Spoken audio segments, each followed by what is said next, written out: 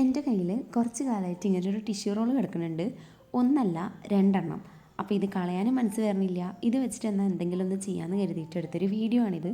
അപ്പോൾ അതിന് വേണ്ടിയിട്ട് ടിഷ്യൂ റോളും കട്ടറും കളർ പേപ്പേഴ്സും ഫെവിക്കോളും സെലോ ടേപ്പും ഫോം ബോർഡ് അല്ലെങ്കിൽ കാർഡ്ബോർഡ് ഇങ്ങനെ കുറച്ച് ഐറ്റംസ് ആവശ്യമുണ്ട്.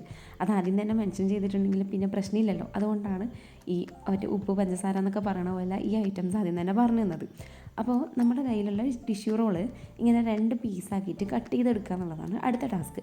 നിങ്ങളുടെ കൈ മുറിയാണ്ട് നിങ്ങൾ കട്ട് ചെയ്യുക എന്നുള്ളതാണ് നിങ്ങളുടെ ടാസ്ക്.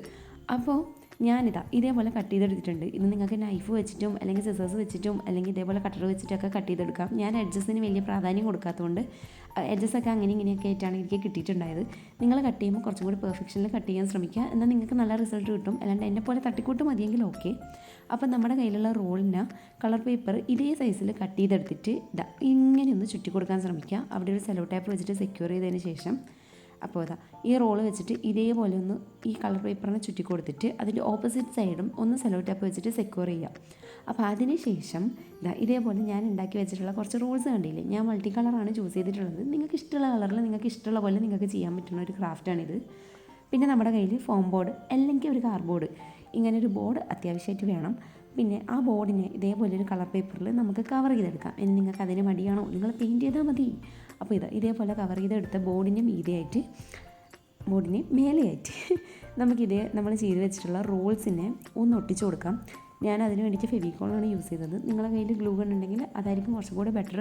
ഫെവിക്കോൾ ഒട്ടില്ല എന്നല്ല, എങ്കിലും ഞാനൊരു ബെറ്റർ ഓപ്ഷൻ നിങ്ങൾക്ക് തന്നതേ ഉള്ളൂ. അപ്പോൾ ഈ റോൾസ് ഒന്ന് സ്റ്റിക്ക് ആവാനുള്ള ടൈം കൊടുക്കുക. അതിനുശേഷം നിങ്ങൾക്ക് ഇഷ്ടമുള്ള ഐറ്റംസ് ഈ റോൾസിലേക്ക് അങ്ങോട്ട് ഇട്ട് വയ്ക്കുക.